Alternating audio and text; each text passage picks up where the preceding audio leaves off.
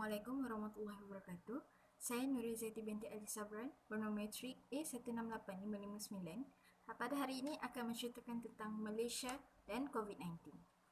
Coronavirus atau yang kini dikenali sebagai pandemik COVID-19 merupakan satu wabak penyakit yang telah menular secara global berpunca daripada sindrom-sindrom pernafasan akut teruk ataupun SARS-CoV-2. Wabak penyakit ini mula dikenal pasti menular daerah Wuhan, China pada pertengahan bulan Disember tahun 2019. Pada peringkat permulaan, wabak ini hanyalah bersifat epidemik yang merujuk kepada penyakit berjangkit yang mudah merebak dalam kalangan penduduk dalam sesuatu kawasan pada waktu yang sama. Penularan dan peningkatan mendadak pesakit yang mula dijangkiti wabak penyakit ini iaitu seramai 2.3 juta orang di seluruh dunia pada 18 April 2020 telah menyebabkan Pertubuhan Kesihatan Sedunia WHO bersepakat menyifatkannya sebagai sebuah pandemik. Istilah pandemik ini dikatakan sangat sesuai bagi merujuk kepada wabak COVID-19 yang pada ketika itu telah menyerang manusia dalam skop lebih besar dan tidak terhad kepada sesuatu komuniti atau daerah semata-mata. Virus ini kebiasaannya mula merebak melalui titisan pernafasan, khususnya daripada cara batuk atau bersin, dan penyebarannya sama seperti wabak influenza. Pandemik COVID-19 yang merupakan musuh kepada masyarakat di seantero dunia ini juga secara langsung telah mempengaruhi kehidupan masyarakat dan sosioekonomi global. Hal ini dikatakan demikian kerana ia telah menyekat masyarakat daripada melakukan aktiviti harian seperti sebelumnya apabila pihak kerajaan termasuk Malaysia sendiri mula mengambil langkah dalam melaksanakan Perintah Kawalan Pergerakan atau PKP yang sedikit sebanyak telah menyebabkan sektor ekonomi dunia terjejas secara keseluruhannya. Saya teruskan dengan soalan kedua. Impak COVID-19 ke atas Malaysia dari sudut pendidikan, perniagaan dan perkhidmatan. Penularan pandemik COVID-19 ini turut tidak terkecuali daripada menular di negara kita Malaysia. Secara amnya, pandemik ini telah menyebabkan masyarakat di negara ini berasa bimbang dan mula panik sehingga terdapat segelintir penduduk yang mula melakukan panic buying di awal peringkat PKP diperkenalkan pada hujung bulan Mac yang lalu. Walau bagaimanapun, tindakan pihak kerajaan yang menggesa para penduduk untuk kekal tenang serta mematuhi tindakan atau perintah yang dikeluarkan merupakan satu langkah yang sangat dipuji oleh negara lain dalam situasi bahaya ini. Pandemik yang berlaku sememangnya telah memberi kesan yang ketara dari sudut pendidikan, perniagaan dan perkhidmatan di Malaysia.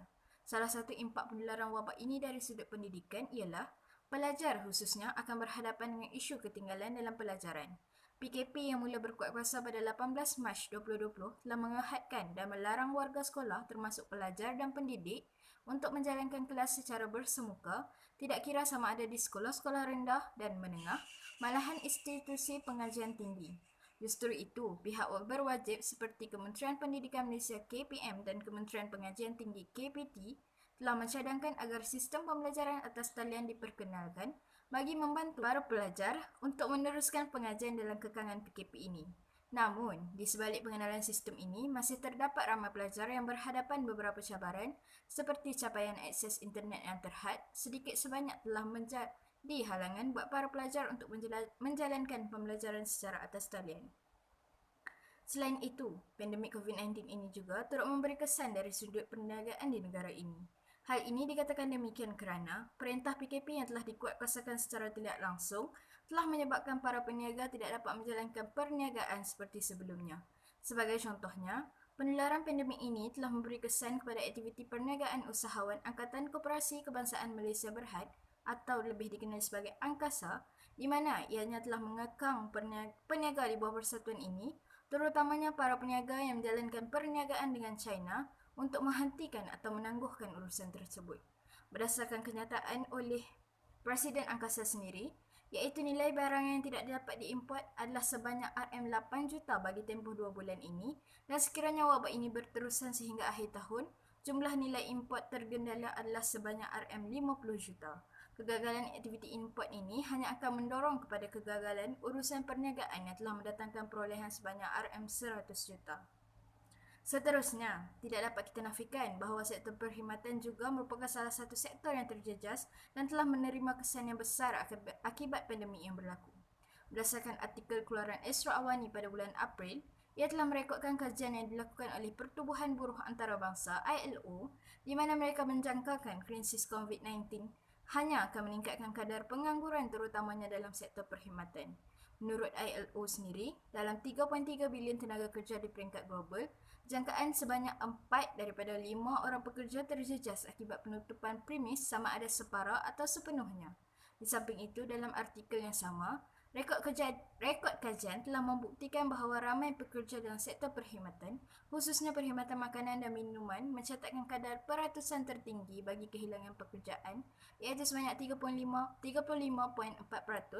diikuti sektor pertanian 21.9% dan sektor pembinaan sebanyak 11.8%.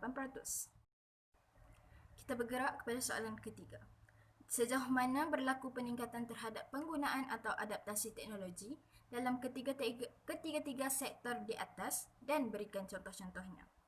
Dalam sektor pendidikan, penggunaan teknologi yang ketara telah diperlihatkan dalam semua peringkat lapisan masyarakat, tidak kira yang muda maupun yang lebih berusia. Perintah Kawalan Pergerakan PKP telah menyaksikan operasi pelbagai sektor terjejas dan diarah tutup, termasuk sekolah serta institusi pengajian tinggi IPT. Berikutan itu, proses pengajaran dan pembelajaran PDP di sekolah telah digesa untuk dikendalikan secara maya melalui sistem e-pembelajaran. Penularan pandemik ini sedikit sebanyak telah menyumbang kepada pengetahuan meluas dan peningkatan mendadak penggunaan teknologi bagi memudahkan pembelajaran dijalankan bagi menggantikan pembelajaran di bilik darjah. Di samping itu, ia bukan sahaja mendedahkan teknologi dalam kalangan pelajar, malahan juga mengasah bakat tenaga pengajar sendiri untuk menjadi lebih kreatif dalam menyediakan medium yang interaktif secara atas talian. Misalnya, seorang pendidik daripada Perlis telah memanfaatkan teknologi skrin hijau atau green screen untuk memudahkannya menerangkan topik jadual berkala unsur kimia kepada para murid-muridnya. Kemudiannya, penggunaan teknologi dalam bidang perniagaan juga turut meningkat sepanjang tempoh PKP ini. Ia dibuktikan apabila kemajuan teknologi komunikasi ini telah membolehkan organisasi untuk sentiasa berhubung dengan pelanggan, pengurusan dan pekerja secara lebih pantas dan efisien.